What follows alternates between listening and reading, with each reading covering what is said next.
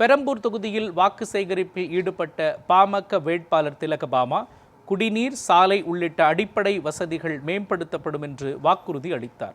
தமிழகத்தில் தேர்தல் களம் சூடுபிடித்து வரும் நிலையில் பெரம்பூர் சட்டமன்ற தொகுதியில் தேசிய ஜனநாயக கூட்டணி சார்பில் மாம்பழ சின்னத்தில் போட்டியிடும் வேட்பாளர் திலகபாமா தீவிர வாக்கு சேகரிப்பில் ஈடுபட்டு வருகிறார். அவருக்கு பொதுமக்கள் மலர் தூவி ஆரத்தி எடுத்து உற்சாக வரவேற்பு அளித்து வருகின்றனர். பிரச்சாரத்தின் பொழுது ஆட்டோ ஓட்டுநர்களை சந்தித்து அவர்களின் சிரமங்களை கேட்டறிந்த திலகபாமா அவர்களுடைய குழந்தைகளின் கல்வி செலவை ஏற்க தயாராக இருப்பதாக உறுதியளித்தார். மேலும் குடிநீர், சாலை உள்ளிட்ட அடிப்படை வசதிகள் மேம்படுத்தப்படும் என்றும் அவர் தெரிவித்தார். இந்த அறிவிப்பு அங்கிருந்தவர்களிடையே பெரும் வரவேற்பை பெற்றது. ஆறுமுகம் டீக்கடை தெரு, சோலையம்மன் கோவில் தெரு உள்ளிட்ட பகுதிகளில் வீதி வீதியாக சென்று மக்களை சந்தித்தார்.